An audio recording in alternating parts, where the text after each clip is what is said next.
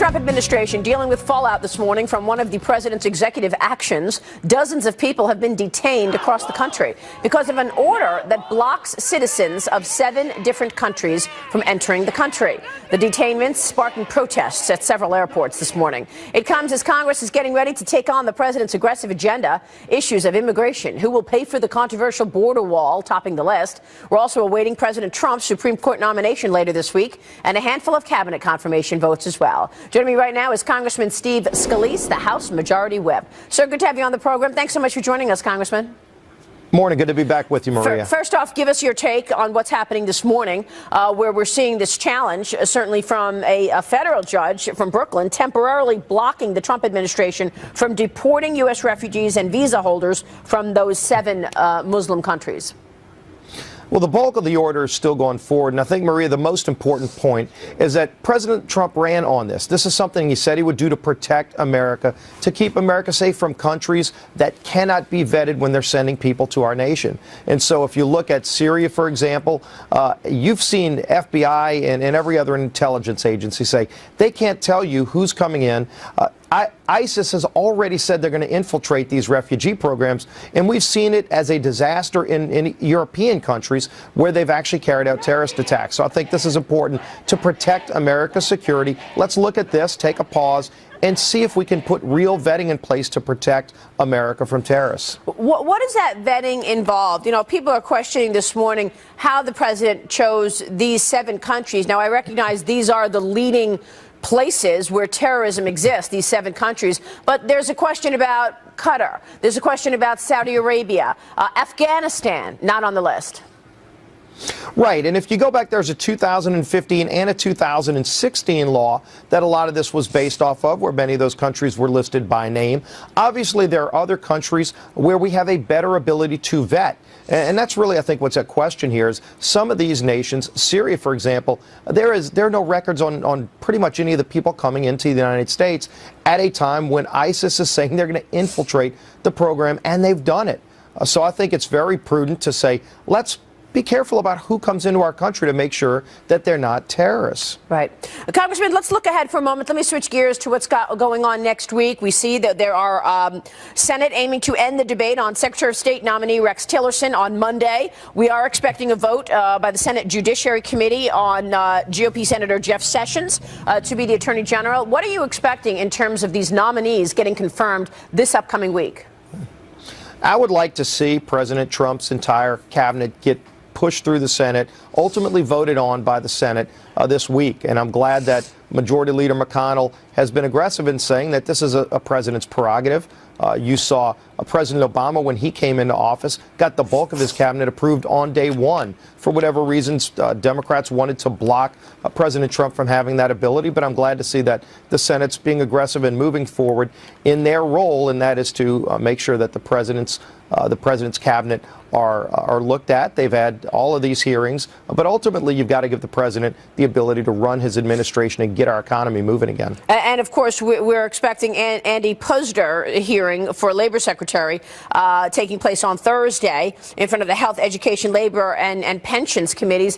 Why has it taken so long? I mean, you make a good point. President Obama had 10 or 12 confirmed cabinet members in his first week in office, and President Trump has now 4. Well, you've seen some of the leaders on the Democrat side in Congress threatening to block everything that President Trump does, whether they agree with it or not, whether it's focused on following through on his campaign promises. Look, Maria, you've got a president who very quickly, in just a few days in office, has followed through on many of the things that he promised he would actually do as president. That's a refreshing thing. It's unfortunate to see some Democrats in Congress taking that as an affront. Their side fought it out. They lost the election.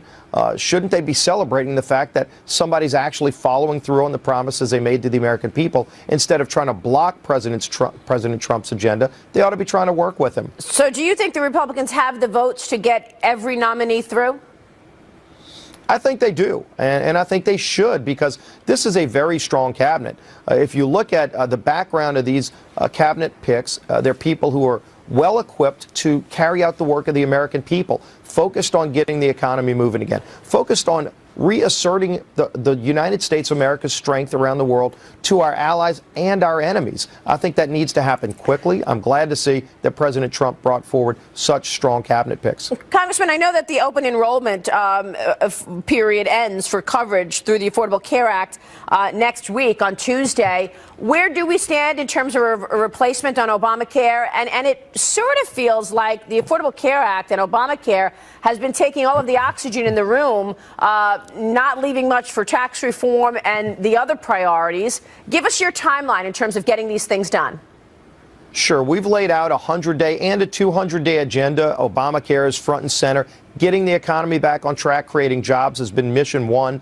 You saw just last week with the Keystone Pipeline being green-lighted, thousands of American jobs, a freeze on regulations that are killing jobs. But we're already starting work in our committees to repeal and replace Obamacare. And the key is to rescue American families who are struggling under the weight of this failed law. People are tired of seeing double-digit increases in their premiums. Many people who have insurance can't even use it because they have $10,000 or higher deductibles. This is something families are facing all across the nation. They've asked for relief. This was front and center on President Trump's agenda and our agenda in Congress, and we're moving forward on it. So you said 200 days. In terms of a timeline, then, Congressman, you think you will have a repeal and replacement of Obamacare this year? And when do you expect tax reform to actually become law?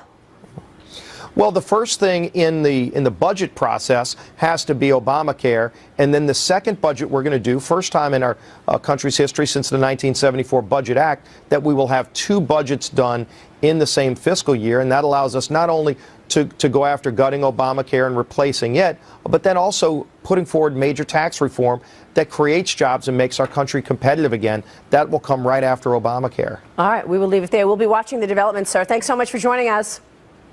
Great to be with you, Maria. Good to see you, Congressman. Steve Scalise there. President Trump makes good on his promise to abandon the Trans-Pacific Partnership. Meanwhile, he wants to rework NAFTA as well. Which trade agreements will survive and which countries? We'll talk with the director of the White House Trade Council next. Follow me on Twitter at Maria Bartiromo at Sunday Futures. Let us know what you'd like to hear from Peter Navarro and James Hoffa, head of the Teamsters Union. Back in a moment on Sunday Morning Futures right here.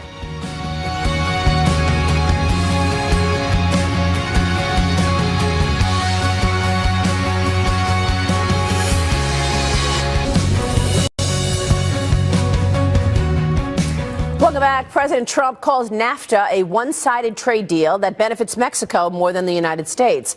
But what is the future of the trade agreement now that Mexico's president has scrapped a visit to the White House, which was scheduled for this Tuesday? This comes on the heels of the president's executive order to withdraw the U.S. from the 12-nation Trans-Pacific Partnership. Joining me right now is Peter Navarro. He is director of the White House National Trade Council. Peter, it's good to see you. Thanks so much for joining us.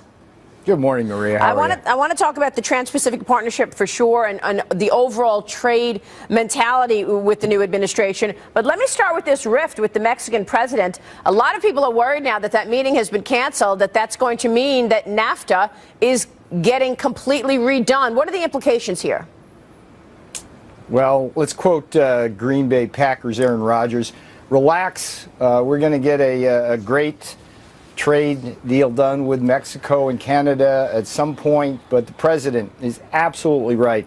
NAFTA is simply not working for American workers and domestic manufacturers. And here at the White House, my job, Maria, as the director of the National Trade Council, is to stand up for American workers and domestic manufacturers. With Mexico, you know the numbers. We've got a $60 billion trade deficit in goods with them. We've got problems that need to be addressed through renegotiations with Mexico and with every other country that we have massive trade deficits with, whether it's China, Germany, Japan, on down the line, Vietnam.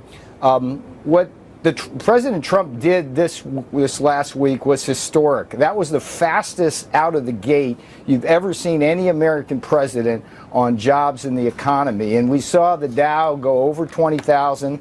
It's been on a steady upward move since President Trump was elected. Right. And what's funny to me is you get all the hysteria in the media and digital and print media basically saying the skies is falling, there's rifts with Mexico, everything's... No, we're straight ahead with a strategy to basically defend this country against unfair trade practices, cut good, solid, smart deals for the American worker, American manufacturers, and that's all we're going to do. And this last week, we got rid of TPP. One stroke of the pen. I mean, that was amazing. That was gone was the work of thousands of lobbyists and hundreds of millions of dollars spent by special interests out to basically steal away what would have been our auto industry from Michigan and Ohio. Yeah, no, we saw the pictures of you standing right behind the president when the president signed that executive order this past week. And what a great honor that was on the first day. I bet, to withdraw the U.S. from the Trans-Pacific Partnership. So, Peter, explain to us then why almost the entire S&P 500 CEOs wanted the Trans-Pacific Partnership to go through. I mean, I had the CEO of FedEx on the morning show last week, Fred Smith, the CEO of FedEx on Mornings with Maria on the Fox Business Network, and he said, even though we're the largest economy, 80% of the world's purchasing power and 95% of its consumers lie outside of the United States. So trade is a two-way street. Sure.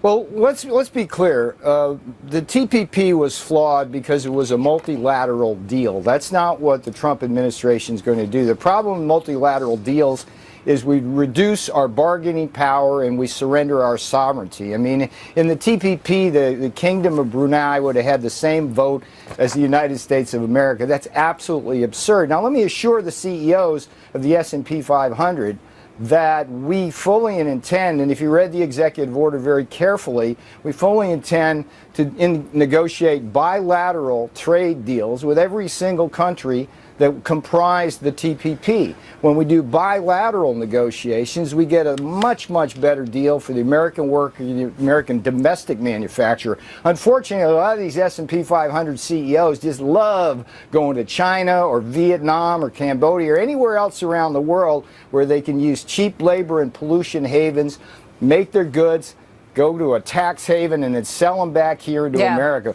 President Trump says, no mas, no more. None of that's going to happen anymore. We're going to have a policy of America first.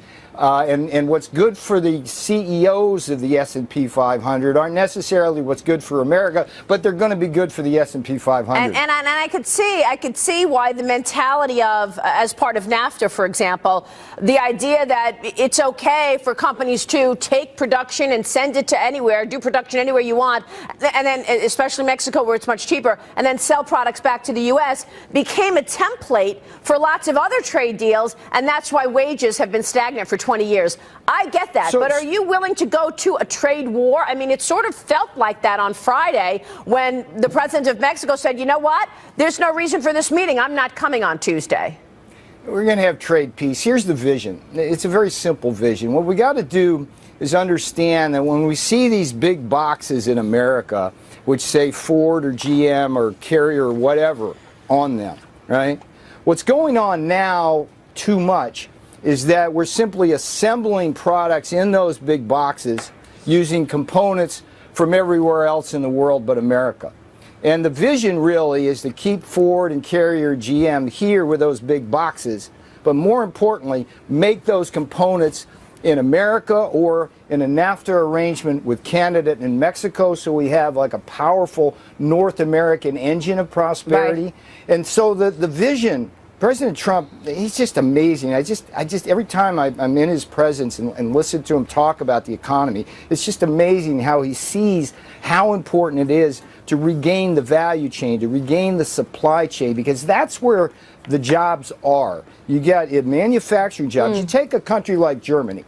They have 20% of their manufacturing workers in manufacturing, even though they're the most advanced robotics country in the world. We only have 8%. The more manufacturing jobs we have in our supply chain, the more jobs we create downstream, and that's what this economy's been missing. And you don't have think a strategy and a vision. Go ahead, Maria. You don't think, Peter, that pulling out of TPP empowers China? I mean, China's already looking to all of those other Asian nations to do its own deal now, because China was not part of the Trans-Pacific. A lot of people say, well, now you just gave it to China. Sure, that's the spin. Everybody's going, ooh, we got to do this to whatever with China. They'd be right if we weren't going to go right to Japan and Australia and New Zealand and Malaysia and Thailand and negotiate bilateral deals. The dirty little secret here that the New York Times need to understand a little better is nobody in Asia wants to deal with China. They're afraid of China. Right now, China is bullying Taiwan. China is bullying Japan. China is using its economic power, basically, to have its way with the rest of that region. And these countries that are subject to that, which is every country in that region, loves to be with America because we represent democracy, freedom, economic growth, prosperity, and we don't hold the gun to their head and try to make them do whatever we want to do. We want to reach out and say, hey, look, let's work together strategically, economically. So this whole thing about, oh, TPP, we need it. No, that was the biggest bogus argument in the world. And the Times and the Post, CNN and MSNBC, who spin those yarns, really should be ashamed of themselves or keep propagating that nonsense. All right, we will leave it there. You explained it well, Peter. Thanks so much for joining us. We appreciate it.